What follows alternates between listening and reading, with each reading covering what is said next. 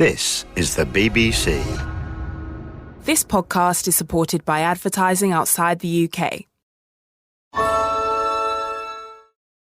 Hey, it's Ryan Reynolds, and I'm here with Keith, co-star of my upcoming film, If, only in theaters May 17th. Do you want to tell people the big news? All right, I'll do it. Sign up now and you'll get unlimited for $15 a month and 6 months of Paramount Plus Essential Plan on us. MintMobile.com/switch. Upfront payment of $45 equivalent to $15 per month. Unlimited over 40 gigabytes per month. Face lower speeds. Videos at 480p. Active Mint customers by 531.24 get 6 months of Paramount Plus Essential Plan. Auto renews after 6 months. Offer ends May 31st, 2024. Separate Paramount Plus registration required. Terms and conditions apply if rated PG. BBC Sounds. Music, radio, podcasts. Hello, can I have the Sichuan mala broth? I think I will have some pork belly. And then you can pick the spicy level. So you go from mild to ultra. Right. I can see that mild says best for babies there, which feels like a dig at anyone that's about to select that. I'm sweating already, and we've not even ordered. So maybe I'll go medium or extra. Maybe I'll go extra. What would you advise? Welcome to the Food Programme with me, Jimi Famurewa, where this week we begin in Camden, North London, at a tucked-away noodle bar on the second floor of Hawley Wharf Food Hall. Holy Sheep is one of many new food outlets that have been opened by Hong Kongers newly relocated to the UK. It's also the choice of my companion for lunch. This here you can choose. Hi, I'm Joyce. I was the project director of the Welcoming Community for Hong Kongers. So it is actually providing the help for Hong Kongers to settle in. So myself is also a Hong Konger. I came 2022. You mentioned food has been a really useful way in. Can you talk to us a little bit about how that has kind of played out? Hong Kongers are very happy to introduce our own food to everyone around the world. First of all, we also see that there's quite a lot of Hong Kongers. They are trying to start up their own business, bringing Hong Kong food to the UK. I'm so excited about it because, I can try some food that I missed very much. And on the other hand, I'm also very glad that, actually we can also introduce our culture to everyone in the UK to understand Hong Kong. Is it quite an emotional connection then? Because things that you miss from home, there's something quite powerful about bringing those flavours to a new context, right? Yeah, I think so. Like when you say, I'm homesick, the first thing I can think of is always food. So you've brought us to Holy Sheep, and you said it's the best place for spicy rice noodles in the Hong Kong style. How did you first discover this place, and why is it a really good example of this new wave of Hong Kong cuisine? This is actually introduced by my friend who is nearby. I personally like the spicy rice noodle very much in Hong Kong. I eat that once or twice a week. Yeah, that's one of my favorite foods. I think this kind of spicy level is not very traditional to Hong Kongers. Right. So the trend actually starts like around 10 to 15 years ago that many Hong Kongers love to eat this kind of spicy rice noodles. Until recently, Joyce had been working for the Hong Kong Welcoming Committee, a project run by the think tank British Future, with funding from the government's Levelling Up department. I'm Heather Rolfe. I'm Director of Research at British Future. We've been running a project for 2 years, which has involved coordinating projects across the UK to help Hong Kongers to settle and integrate. And this work has included a research programme aimed at understanding how Hong Kongers are settling into their new lives. 99% intend to stay permanently, so this is their new home. Our survey was the first nationally representative large-scale survey of Hong Kongers in the UK. It was carried out with the help of the Home Office, who helped us select a representative sample. About 160,000 have come since the visa route was opened in 2021. So there's a difference between the visas that have been issued and then the people who've arrived. There's a lag. So I'd say it's probably up to about 180 now. So a big change in the numbers of people from Hong Kong. So Hong Kongers have settled across the UK, London and particularly the suburbs on the southwest side, including Sutton and Kingston upon Thames. The Midlands, including Nottingham, suburbs of Birmingham, have also been popular. And also the northwest, so areas around Manchester, for example, Warrington and Trafford. Hong Kongers have been migrating to the UK for decades, and as a result, their food has become familiar to us all. Think dim sum, stir fries, char siu. The connection between the two nations goes back to 1841, when Hong Kong became a British colony. In 1997, the British handed it back to China, but there is far more recent history than that. The Hong Kong government introduced a new security law in 2020, and that led to an erosion in democracy, demonstrations and arrests. And then at that point, some Hong Kong activists came to the UK as asylum seekers, and the UK government took the decision to give people with British national or BNO passports the right to come to the UK and to settle permanently. Food has come up fairly regularly in the work that we've been doing with Hong Kongers. So many felt they had to leave Hong Kong, both themselves, but especially for their children. They want them to grow up in a democratic society. But leaving your country doesn't mean that you leave your culture behind. And Hong Kongers have a strong identity as Hong Kongers, and food is one expression of that. Another way in which food comes up is in setting up small businesses. We have heard of people setting up businesses or closing down a restaurant in Hong Kong and reopening in the UK, but more often it's not that. It's people who've had professional roles in Hong Kong, teachers, nurses, IT, finance, and they've just decided they want to do something else. It's a very high-pressured life in Hong Kong, and a lot of people coming from Hong Kong just want to start their lives again. Heather Rolfe from the think tank British Future, and we'll come back to her shortly.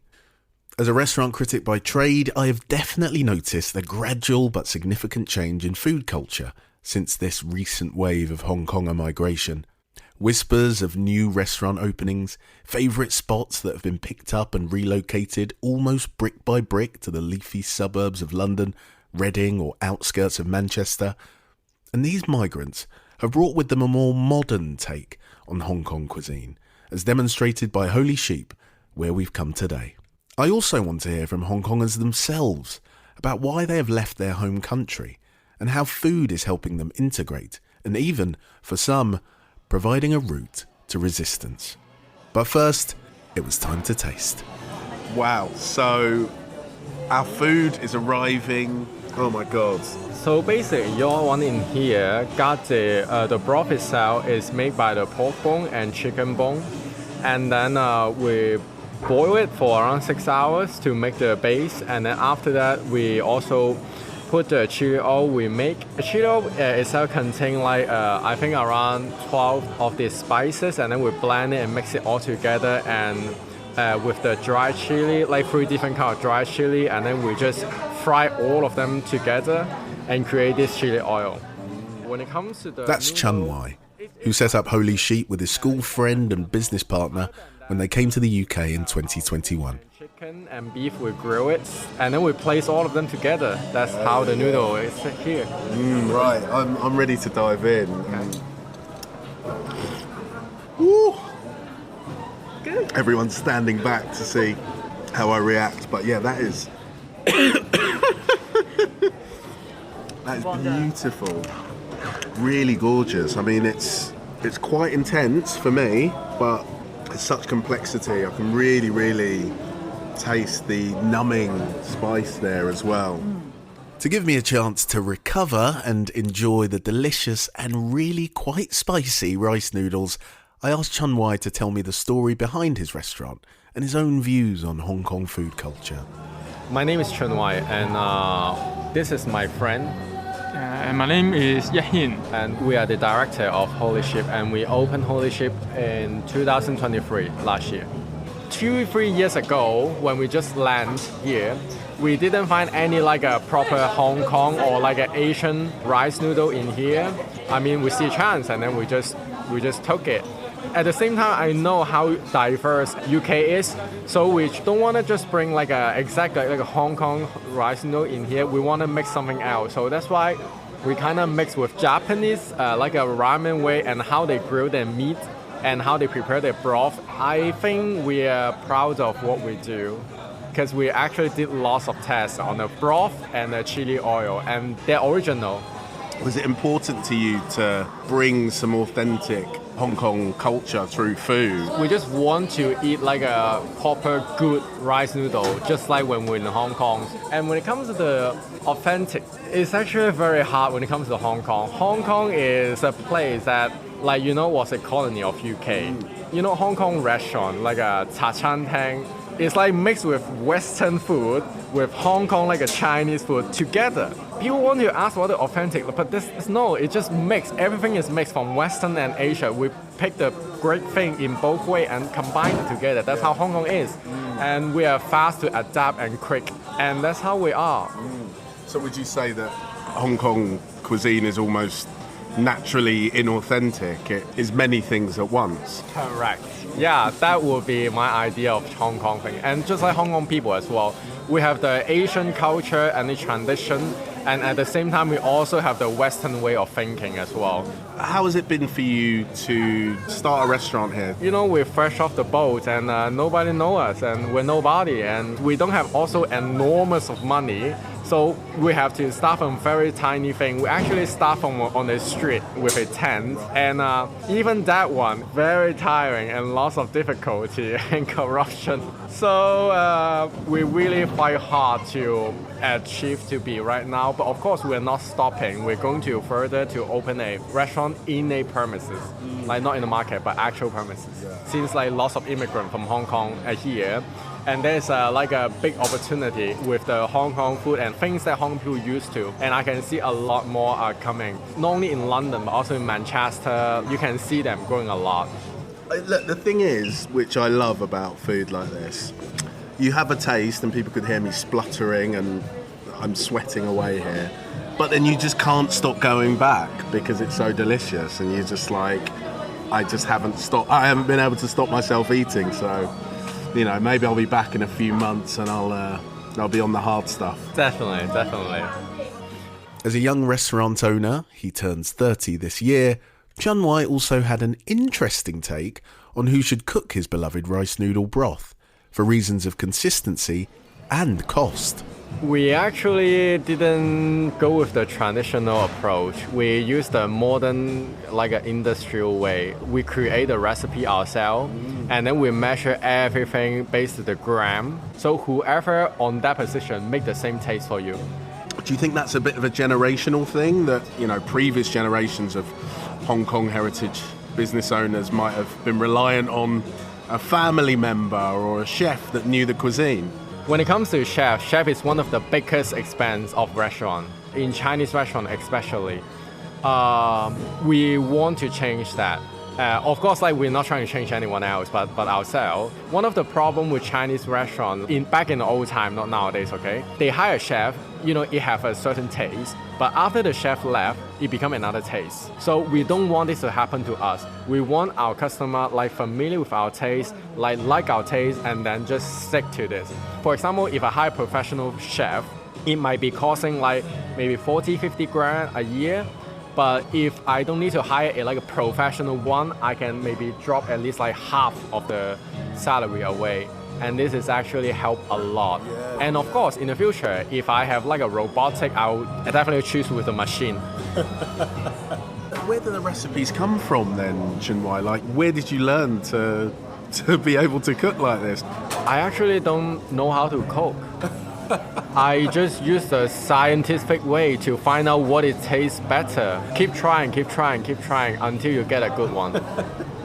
Really, we just find a random recipe and then we just do lots of research and then see, maybe this will go good with this, and then let's find out and then we make it.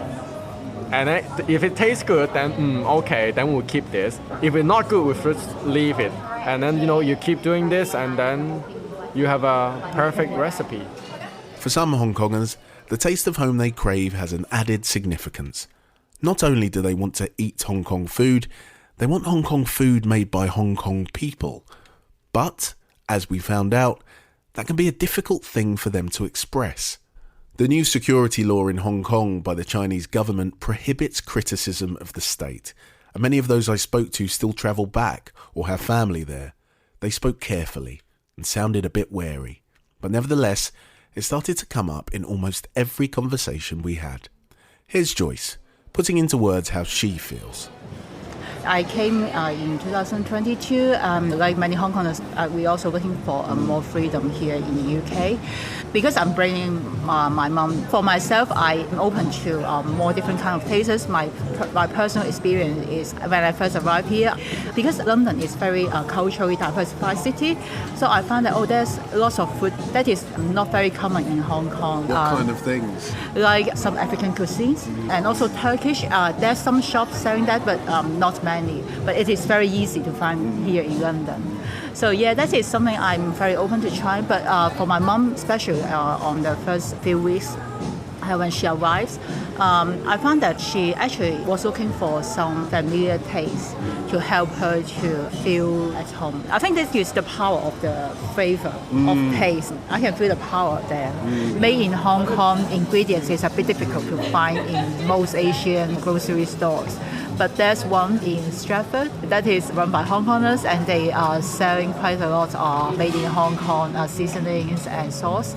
So sometimes I will go to Stratford to get those ingredients. So you're having to make this pilgrimage really because it means that much for the ingredients and the food that you're using to be made in Hong Kong.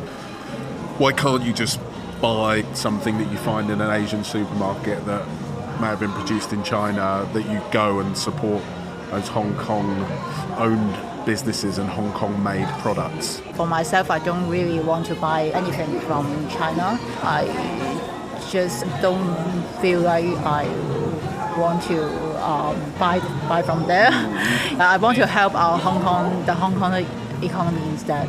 So that's the reason why, if I can choose, if I have the option, that I will just, no matter how far I need to travel, I still want to get something from Hong Kong instead. Through your work with the Welcoming Committee, did you find that there were other people that felt the way you felt? I think that some Hong Kongers got a similar feeling because I see some discussions on some Facebook or social media groups where you can buy something not made in China. From spicy rice noodles to another Hong Kong delicacy, it was time to hear from a restaurant owner who has moved his hot pot business to the UK and now delivers to Hong Kongers up and down the country. My name is Sam Wong, originally from Hong Kong, and I have been living in England for the past 2 years. I'm currently operating a food delivery service, specializing in Hong Kong-style chicken hot pot. I deliver my food every weekend to different places in England. Can you just briefly tell me why you decided to leave Hong Kong? The main reason I leave Hong Kong is for my kids, because I want them to have a better life. You know, the things happen in Hong Kong after 2019. I think not just me, every Hong Kong people, you talk to them, the reason behind is for their next generation. I'm just briefly wondering, why the UK? I think UK is the most popular because the BNO visa allow us leaving Hong Kong more easy. Another reason is Hong Kong is one of the colony before 1997. So that's why our culture is similar to England. I think it's just easier for us to adapt to life in England rather than in other places. Sometimes when we travel to London, we can find the same feeling, just like we're still in Hong Kong. So that's why we have something like the connection between the England and Hong Kong. If you know anything about hot pot, it is very much a communal activity. Can you explain a little bit about hot pot for those that don't know, and why it's so prized and so beloved, particularly in Hong Kong food culture? The hot pot actually is similar to the sweet fondue. It's like a gathering party food. Take the dumplings, vegetables, anything you like. You can cook the food inside the hot bath, inside the pot. You will see a lot of amazing food on the table and people just sitting together, eating together and drink together, something like this.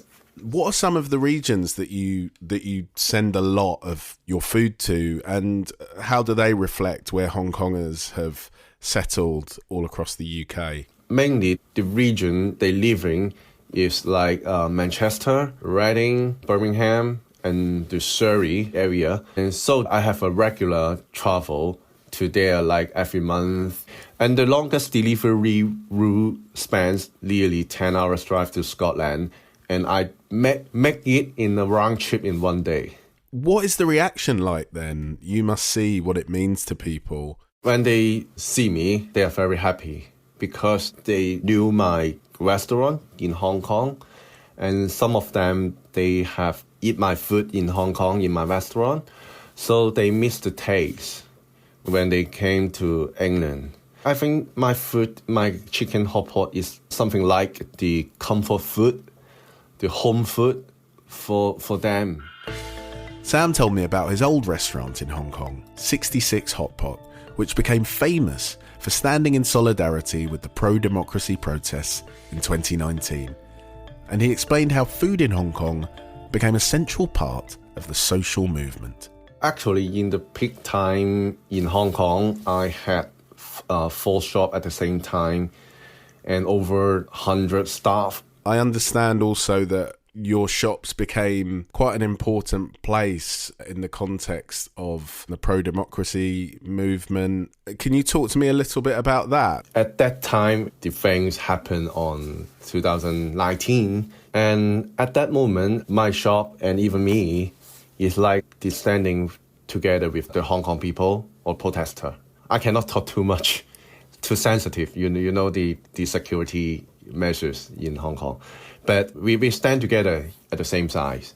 So the people at that moment, they avoid to use the made in China products. If you are the shop at the same standing side, they're willing to pay for the food, pay you for the products. They want you to employ the staff, even with the same point of view, same political views. So the money only flowing within this circle. We call this yellow economy circle. But the culture and the lifestyle in Hong Kong, we're almost dining out every day from breakfast, lunch to dinner. So that you will see the reason why the first layer of this economy circle is restaurant, is food shop, becoming the part of the social movement. Are you finding among your customers and your solidarity with the protest movement is part of why people want to support your business? I think this is one of the reasons. But also, they knew me from the beginning of the 2019 from the protest. So I think one of the reasons maybe the people still want to support the restaurant coming from Hong Kong. And the second reason is the quality of the food. I think it is more important, yes.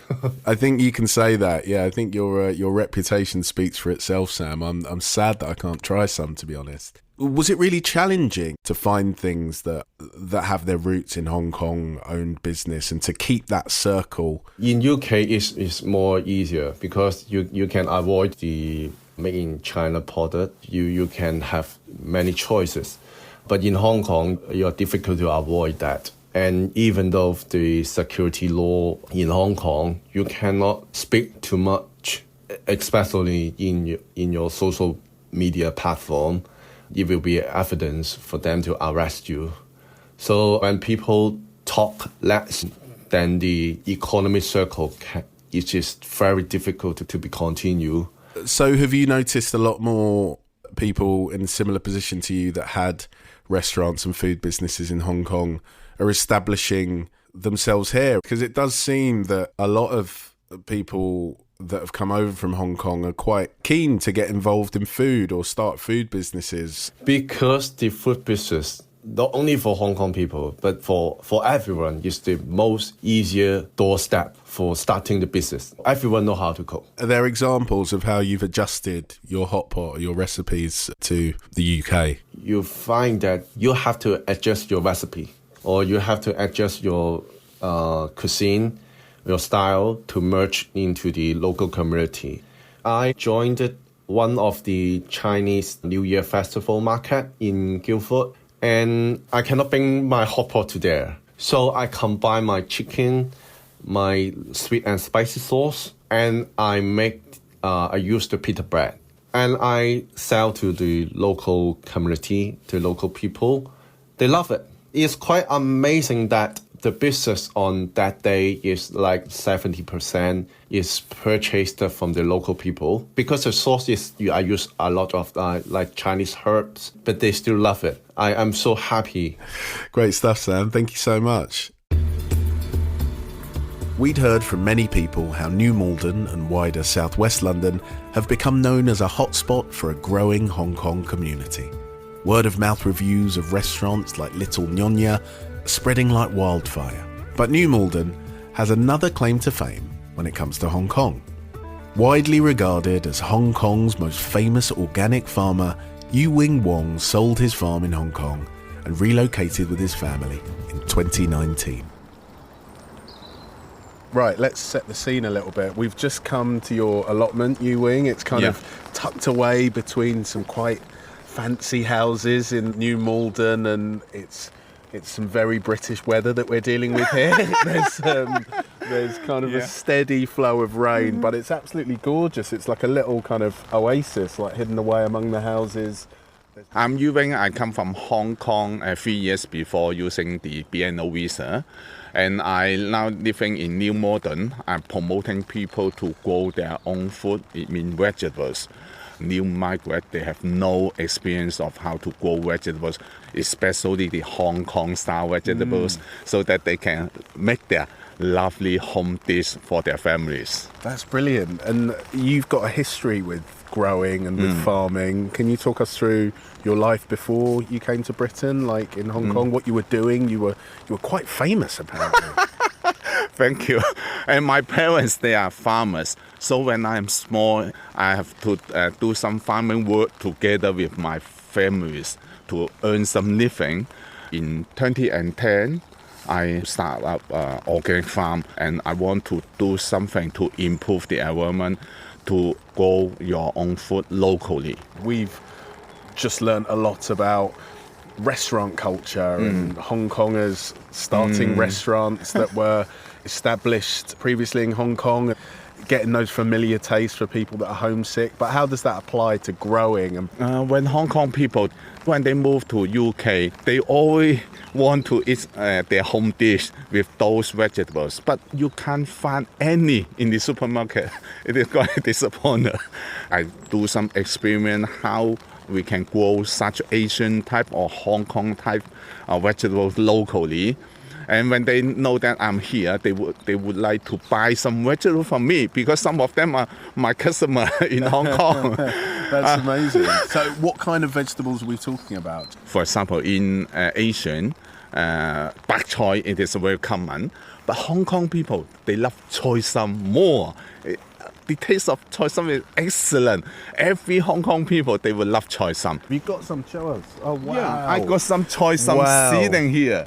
Should I try some? Yes, sure, you can Okay, try I'm some. going to nibble some. Taste it. You can make a salad, you can stir fry, you can hot pot. It tastes perfect.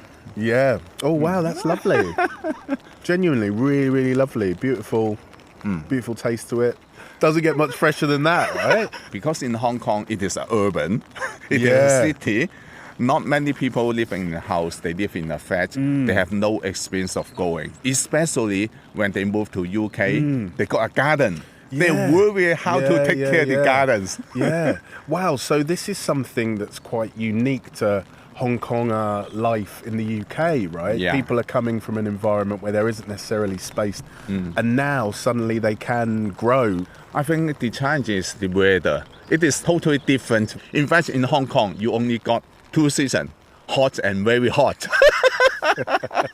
yeah. Whereas, in the UK, we've got a whole variety of ways to be maybe slightly disappointed with the weather. So yeah, you're right. I think I saw you previously talk about Hong Kongers' relationship to Britain and to China, and almost being like a family. How do you kind of see that, and what does it mean for you to have left Hong Kong and be establishing yourself here in the UK and those links to Britain that maybe some people have forgotten about.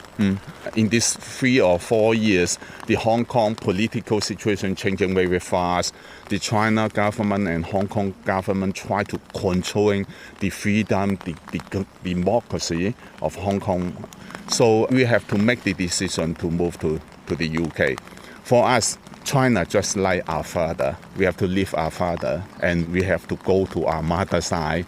And UK is our mother. I love that, the literal motherland. Okay. Yeah, go on. You lead the way. This one is garlic chives. Okay. Garlic chives, I just mentioned Hong Kong people, they love Choy Sum. Yeah. And the second type of crops, it is garlic chive. Very easy for them to grow, very easy to survive. And you can harvest it every month. So it is very productive. Yeah, brilliant. And what are people generally using the garlic chives in? Normally, you can chop it into small pieces, use it as a salad.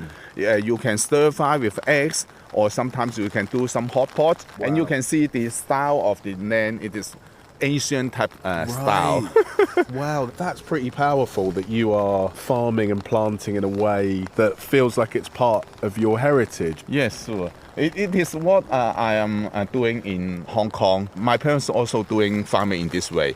Because it's really distinctive, it's really noticeable looking at other people's plots that you've got these kind of raised mounds of earth, these raised beds with quite neat rows between them. Why is it you do that? It is a Hong Kong style farming practice. Normally in Hong Kong or in Asia, it rains very heavy. Then the water will damage the crops. So we need those drainage to bring the water out to protect the crops. Also, we have to take care of the crops every day. So we need some path to take care. So normally the size of the raised bed will look like this. Yeah. So when my customer, they visit my farmland in UK, they just got the memory, oh, it is the same in the Hong Kong. Oh, wow, that's amazing. So, yeah, it's like a patch of home. Have people been quite welcoming and willing to share information and maybe curious about the growing Hong Kong community? Yeah, I'm quite happy that people are quite interested in me and they would like to know more what kind of vegetables I'm growing and why I come here. They didn't know why Hong Kong people will move to the UK, so we'll share the situation of Hong Kong with them. What have you got here? There's huge sprouts of... I have grown 2,000 onion. Oh, wow, that's amazing. Yeah, it's a lot of onion. 2,000. Wow, 2,000. That's incredible. Yu Wing has been working with another Hong Konger, Pearl Wong, to teach local Hong Kong migrants how to grow the veg they miss from home. Pearl now runs her own community growing project in the centre of town, where Yu Wing took us to meet her. Again, I found the same links between Hong Kong food culture and politics. Bye, Yu Wing. Thank you. You're welcome to visit us. Yeah. And give you a hand. Sure. Hi, Pearl. I love that. You just emerged and immediately raised an umbrella above me. Yeah, you're welcome. Thank you so much. You're welcome. I got a shed over there. Oh, have you? Okay, sure. Yeah. Wow, excellent. I'm Pearl. So I moved to the UK in 2020 during lockdown, and I came here for my master degree study. I know that Yu Wing also moved, and his family also moved to the UK, and I was like, what? Because back in Hong Kong he was really popular, and also he's quite a celebrity, right? Yeah, he's so devoted to his own land. For me, it was pretty hard to imagine a farmer like him will move to the UK, because farmers or land workers are supposed to be attached to the land. And then after my graduation, I moved to New Malden, just because he also moved to here. But at the same time, there are many more Hong Kong BNO families coming to Kingston and Sutton, southwest London as well. So gradually, we kind of form a group of Hong Kongers residing in here. Yeah. The work that you've been doing with Yu Wing, could you talk a little bit about that? The idea is how to use limited resources in city to kind of produce food for people, or it's more like to to teach people how to grow food for their own. We've heard from Hong Kongers who travel even further to buy produce from Asian supermarkets because they know it comes from Hong Kong, because they want to support that economy. To what degree is this kind of growing project an act of resistance in some ways? Is that something that feeds into what you're doing and what Yuwing's doing? Back in Hong Kong, in social movement, we thought of so many different creative ways to resist to the regime. I think in general it's the unjust system. And we thought of not only like protest or rally or something, but also on an everyday basis. What should we do? For example, we mentioned boycotting some made in China products, and so here I kind of encourage people to boycott any stuff from Amazon as well. Because I mean, you just pay attention to where the products come from. What would you say are some of the vegetables or the produce that you're growing that are particularly culturally important to a lot of Hong Kongers, and what sort of dishes are they used in? Should I show you? Yeah, that's a perfect opportunity. Okay. Where are we, Pearl? So, this is Jubilee Square. It was opened in March 2022. We also kind of negotiate with local council and to suggest that, we got this kind of skills and knowledge, and maybe and also we have a big group of Hong Kong migrants here. And what have we got here? This is a kind of lettuce. We would just call them Asian lettuce. But I'm sure that they have a more professional Latin name, you know? Yeah.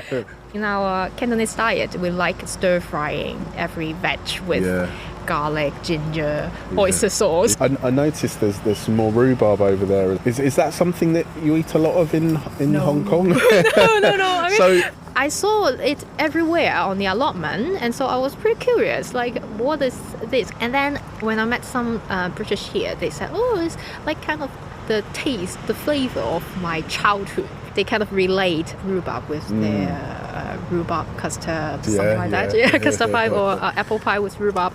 I just feel like, wow, what if I can turn it into one ingredient of the sweet and sour sauce, and it could be really helpful because it's kind of a mix and match. You're using local ingredients in your own diet. I mean, other than growing the veg we're familiar with, I think we definitely need to know more about the local or other native plants that are also suitable to be planted in this weather. This space is where you can kind of celebrate your food heritage. So I think in general our volunteers used food as a way to open up conversation with local community, and at the same time the volunteers themselves, they will also share their recipes with each other, like other than stir frying veg, what can you do? Have you got any particularly good recipes from people? What kind of things? For example, we have been talking about pickling stuff. Because it's a good way to preserve the fresh veg as well. And because New Malden is so-called like Little Korea, there are many more Koreans staying in here. It's a very diverse thing. So I'm happy to be part of it and to showcase our culture, but also to share our ideas with others. So the Hong Konger tendency to kind of adopt different cultures and sort of feed it into your own food culture is flourishing here in rainy Greater London. Yes. Thank you. Thanks so much, Pearl. I think throughout this story, what's really struck me is the degree to which there has been this government funding available, and there has been a degree of organisation, there has been an onus on helping Hong Kongers feel integrated, and it just shows that it is possible. In my own experience as a British Nigerian whose parents came here from Nigeria, these communities have always existed, as far as I can tell, immigrant diasporas, but they tend to concentrate around churches or family units, and kind of you have to sort of get these helping hands from elsewhere. Yeah, it's really inspiring, I think, for other immigrant groups to see and hope that maybe there's a way that this model can be applied to other groups in need or other people that want to set up a new life and bring something of their culture to a new environment. I definitely think it should be used as a model. So we have a range of other programmes in the UK around supporting refugees, So, for example, for people from Afghanistan and from Ukraine, but there's no real coordination between those schemes. And I think the Hong Kong scheme has worked very well. But really, I think there needs to be an effort in the future to provide an all-round support to groups who are coming to the UK, because everyone benefits. When migrants come here, they can settle and integrate, use their skills, add to their communities. Everyone benefits. One thing that we've come across is just lack of awareness as well from employers and also schools. We did a project in schools where we spoke to teachers about what schools are doing to help settle and integrate children from Hong Kong. And they didn't know why those children were in the UK. And people are interested, but I think they tend not to know very much about Hong Kong as their background, what they're doing in the UK, and that they intend to stay and they'll be part of the UK in the future. That was Heather Rolfe from the think tank British Future. The social impact of food is by no means a new concept. In fact, outside the Hong Kong situation, there are many grassroots food projects linking social integration and culture and even farming practices. My name's Hugh Blogg. I'm a horticultural advisor at the Soil Association, and I've got a kind of other work stream and a passion of looking at how do we diversify the UK horticultural sector.